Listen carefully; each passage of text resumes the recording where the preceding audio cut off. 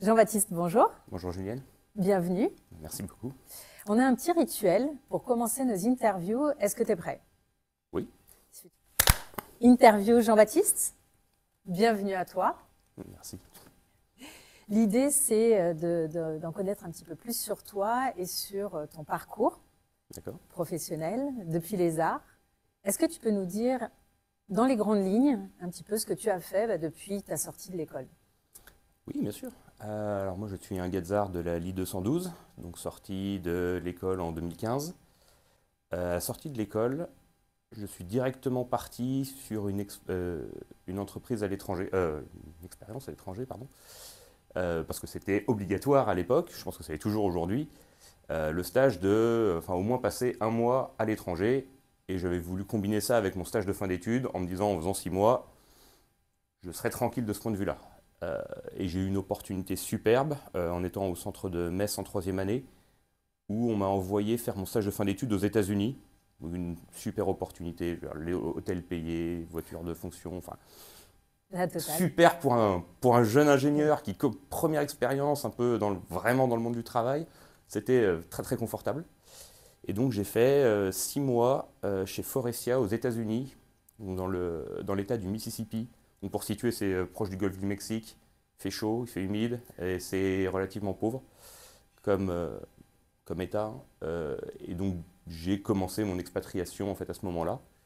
Et à la fin de mon stage, ils m'ont demandé est-ce que je voulais juste revenir.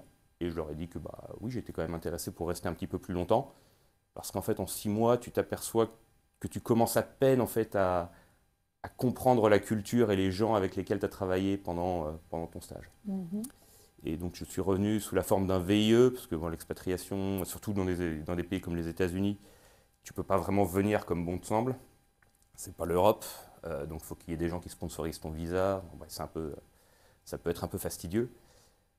Et donc je suis revenu faire encore 1 an de VIE donc dans le même endroit. Toujours chez Forestia. Toujours chez Forestia.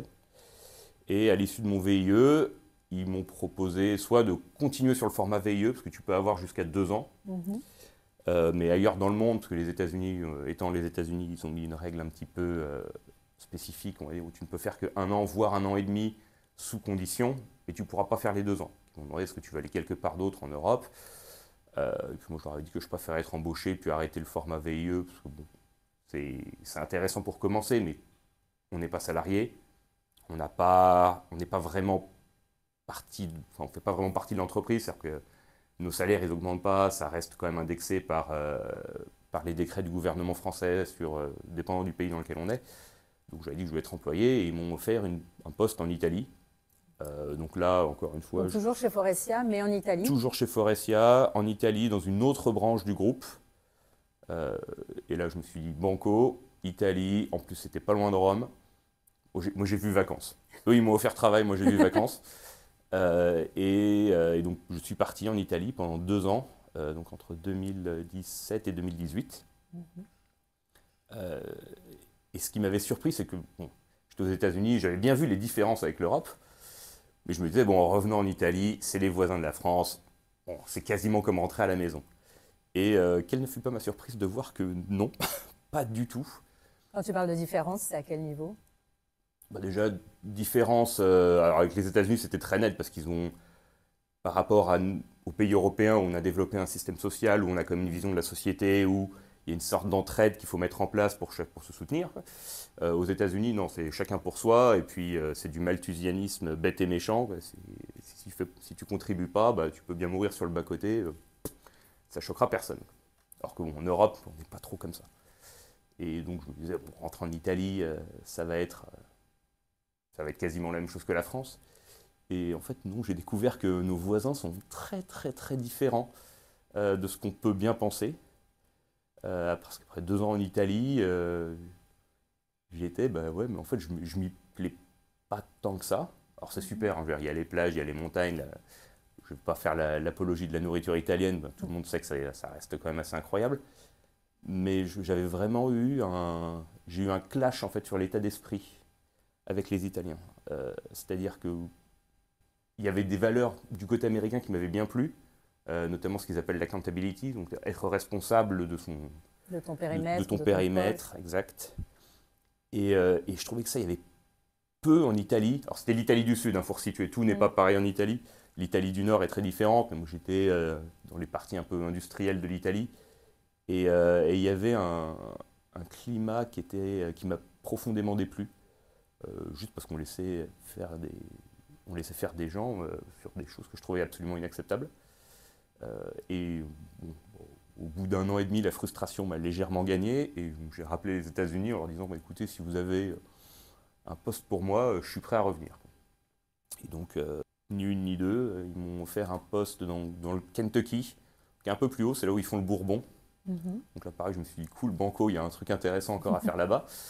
Et je suis reparti donc début 2019 pour la ville de Louisville, qui est une ville super sympa. Alors, personne n'en parle, mais si jamais vous avez l'occasion, ça vaut le coup. Et donc là, j'ai redécouvert les États-Unis, mais c'est encore une fois pas la même chose, parce que le Mississippi, on est dans les États du Sud, donc des États qui restent agricoles. Enfin, on le sent encore aujourd'hui, l'influence de l'histoire du sud des États-Unis. Hein. C'est-à-dire qu'il y a encore des champs de coton, il y a une très très grande population afro-américaine. Le Kentucky, c'était un peu différent. C'était déjà un peu plus industriel. On rentrait dans le nord des États-Unis, on se rapproche de la Rust Belt avec le Michigan et l'Indiana. Et donc, c'était en fait pas du tout les mêmes personnes. Je pensais revenir en terrain connu et en fait, j'ai dû encore réapprendre. C'est une autre culture, en fait. C'est complètement différent.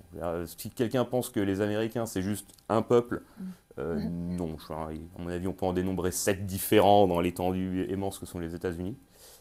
Et donc, j'ai fait après mon petit bout de chemin du côté à Louisville. J'ai bougé dans l'Ohio, qui est juste l'État un peu au nord, sur un poste avec plus de responsabilités. Et au bout de 4 ans là-bas, je me suis décidé à revenir. Pour tout un tas de raisons, c'est que les États-Unis, c'est une terre d'opportunité, donc on monte vite dans les échelons pour qui veut bien se donner la peine. Par contre, après, on dédie un peu sa vie au travail. À 31 ans, je me suis dit que j'en avais peut-être un petit peu assez. Puis j'ai de la famille qui commence un peu à vieillir, donc je me suis dit que ça serait bien de revenir quand même proche de mes racines. Parce qu'en fait, je me suis rendu compte que pour moi, ayant passé 7 ans à l'étranger au total, revenir en France, c'était presque une nouvelle expatriation, parce que les choses ont tellement changé depuis que je suis parti que quand je revenais, je me disais, purée, je ne reconnais pas mon pays.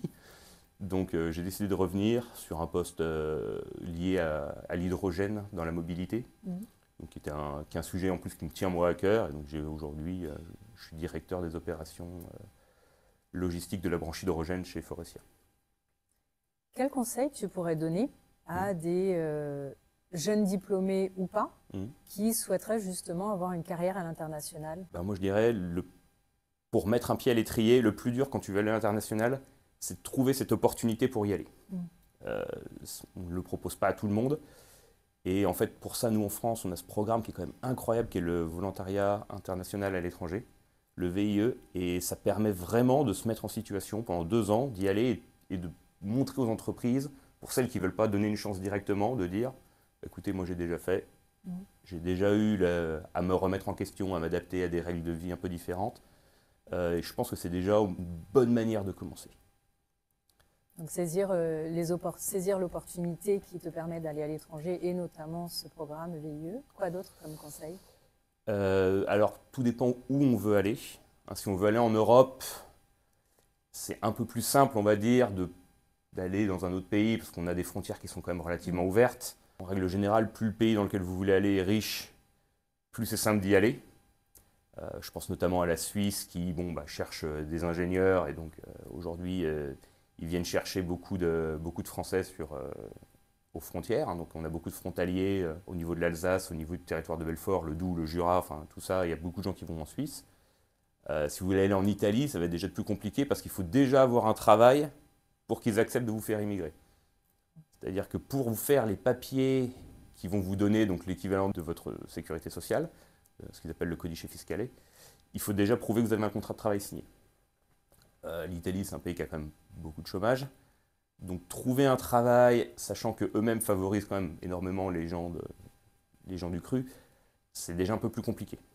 Donc le pays où vous voulez aller, ça va quand même jouer énormément. C'est déterminant, le choix du pays. Il y a des pays où c'est plus simple d'aller que d'autres. D'un point de vue administratif. D'un point de vue administratif, et puis surtout d'un point de vue culturel et d'intégration. Parce qu'un pays à fort chômage, moi, je me rappelle la première chose qu'on m'a dit quand je suis arrivé en Italie, c'est « il n'y a pas de travail dans ton pays ?» Point d'interrogation. Et j'étais « bah écoutez, on m'a offert un travail ici, je ne me suis pas vraiment posé la question, mais ça fait bizarre, quoi. C'est vraiment, on dit bonjour et c'est la question qui arrive juste derrière. Donc en termes d'accueil, c'est bon, c'est pas mon plus grand souvenir, mais ça prouve qu'il y a quand même des mentalités dans les pays un peu en difficulté économiquement où bon, l'étranger n'est pas forcément bienvenu, où on se demande un peu ce qu'il fait là. C'est pas cohérent avec le discours qui dit qu'il n'y a pas de travail. Donc le choix du pays, quel autre conseil tu pourrais donner?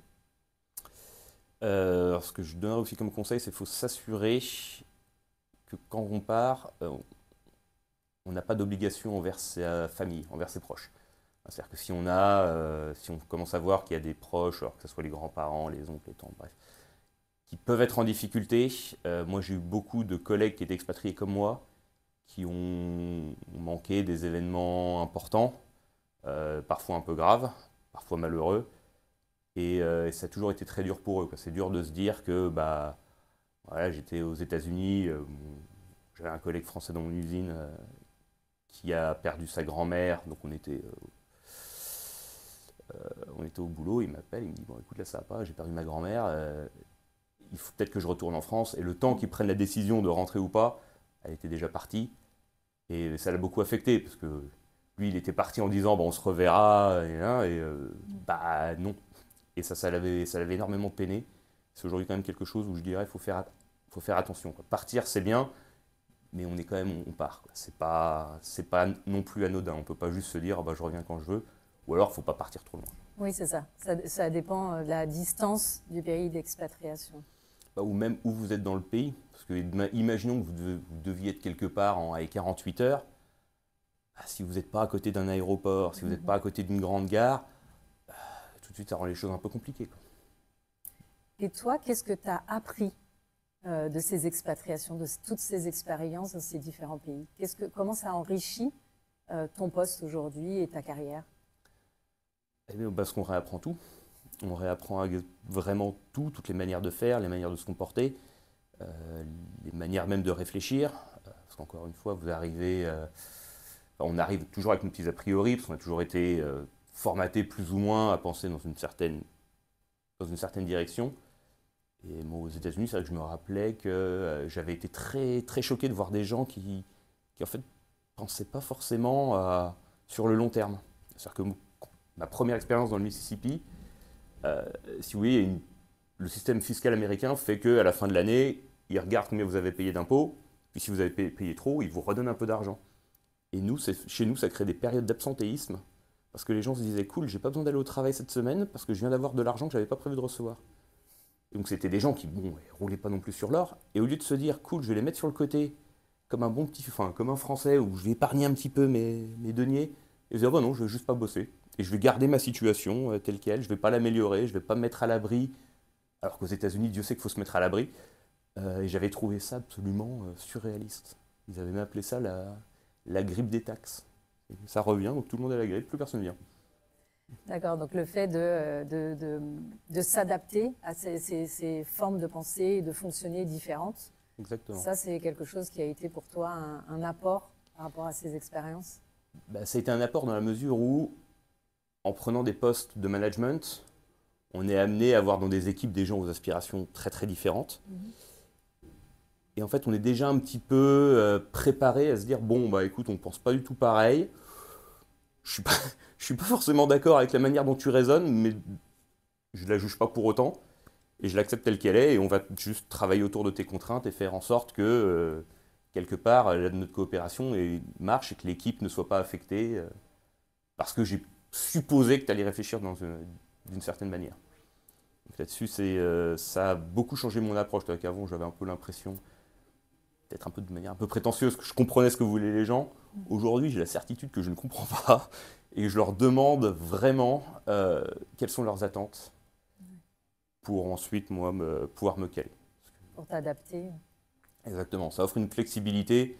C'est comme jouer à un jeu et tout d'un coup on découvre de nouvelles règles. Eh ben, c'est à peu près pareil. Là, j'ai appris à jouer avec plein de règles différentes et maintenant je suis capable de jongler entre ces différentes règles de manière à peu près fluide. Quel conseil tu donnerais pour bien préparer aussi son retour en France? Alors, le retour en France, je viens à peine, enfin, j'y suis passé en avril dernier, donc je suis encore un peu frais dedans.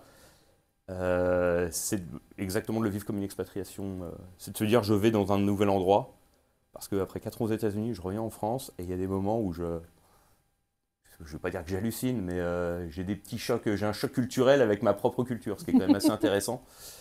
Euh, et c'est vraiment de le prendre, c'est pas de se dire, je connais, j'y étais. Non, non, tu repars de zéro et tu reprends la même discipline qu'on a utilisée quand on est allé dans d'autres pays. Aujourd'hui, revenir en France où il y a des gens qui me disent, en me regardant droit dans les yeux, moi je fais 8h, 5h et après j'arrête. Ici, on l'accepte. Aux États-Unis, quelqu'un qui faisait ça, sous 2 mois, il prenait la porte. C'est pareil, ça frustre un peu, quoi. Mais après, je me réadapte. Je fais, ok, bon, c'est la règle ici, on va faire comme ça. Et puis, on va faire en sorte que ça fonctionne de cette manière-là. Mais c'est vrai que ça fait un petit peu bizarre, quoi. Dans des pays où on vous a poussé à donner un maximum, et on arrive ici et on se dit, bah non, ici, ma vie privée. Ah bon? Je pensais pas que ça existait encore, mais écoutez, parfait. Mais c'est vraiment c'est vraiment pas le prendre pour acquis. Revenir, surtout si on est parti longtemps, ça peut faire un petit peu bizarre, quoi. Parce que l'idée qu'on en a n'est plus vraiment raccord avec la réalité, parce que les choses ont changé entre-temps. Il y a eu des évolutions qu'on n'a pas vues parce qu'on n'était pas là. Et donc, moi, le retour en France, je le vis vraiment comme ok, bon, je reparle aux gens, je réapprends à connaître les gens en France, alors que bon, j'ai quand même passé la plupart de ma vie, quoi. Qu'est-ce que tu aurais fait différemment maintenant avec le recul? Je serais parti plus tôt. J'aurais essayé de faire plus d'expériences par moi-même, mais j'aurais pas attendu, si tu veux, le stage de 3e année à l'école pour me dire, bon, ouais, je vais aller naviguer un petit peu. Euh, et je serais parti plus tôt et certainement plus longtemps, parce que j'avais quand même voyagé avant. J'ai eu la chance d'avoir des parents qui m'ont emmené un peu voir le monde. Et on part quoi, 2 semaines en vacances et c'est tout. En 2 semaines, on ne voit rien, on ne comprend rien. Déjà en 6 mois, on enlève à peine le vernis. Donc c'est vraiment de faire les expériences le plus longues possible en fait, à l'étranger et le plus tôt possible pour vraiment comprendre. Bon, d'abord, il ne faut pas aller trop loin, il faut quand même se mettre un petit peu le pied à l'étrier. Mais après, à terme, c'est aller voir des gens qui pensent pas du tout comme nous, qui n'ont pas forcément des cultures occidentales, hein. Ça peut être partir en Asie et voir comment eux, ils voient les choses. Parce que je pense que ça ouvre vraiment des perspectives et ça rend relativement humble, hein, sur notre perception des choses.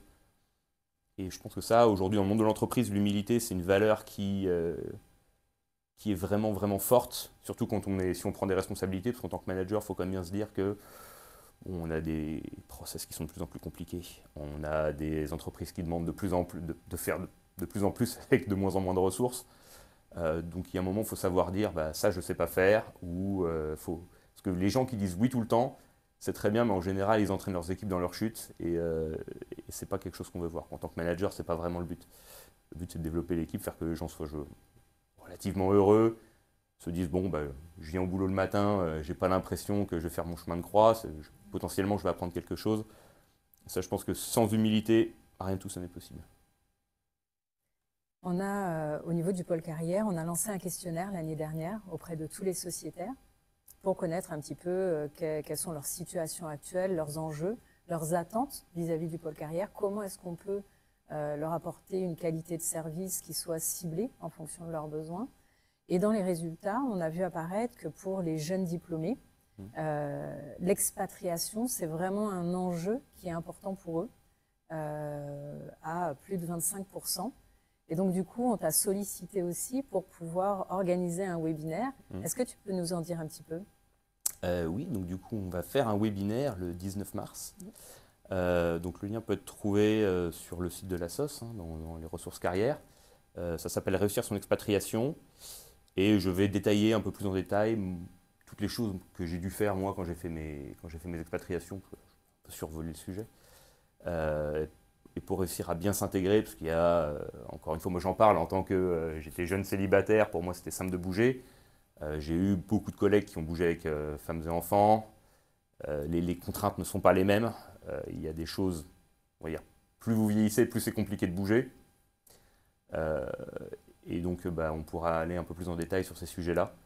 Parce que comme on avait beaucoup d'expatriés quand même dans mon entreprise, j'ai pu voir pas mal de cas différents, des gens qui venaient vraiment du monde entier, qui migraient aux États-Unis, qui repartaient. C'était un flux continu de gens qui venaient de l'étranger.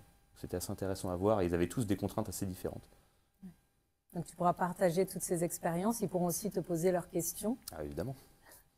On a en plus de ça un nouveau service qui a été lancé au niveau du pôle carrière qui s'appelle Going Global, avec énormément de ressources et d'informations sur des destinations.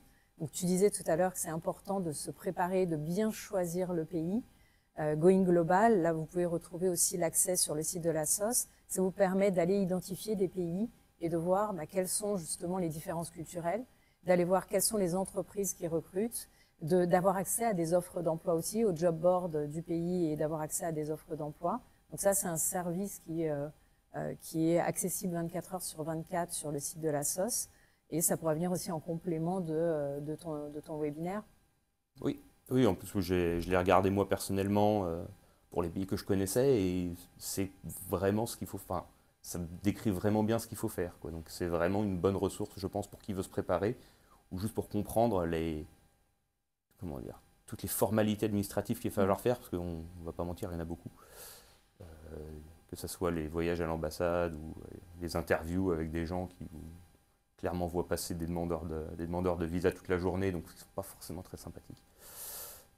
Donc ouais, non, c'était assez complet. Je pense que ça pourrait aider beaucoup de gens qui cherchent à s'expatrier dans les prochains mois, années.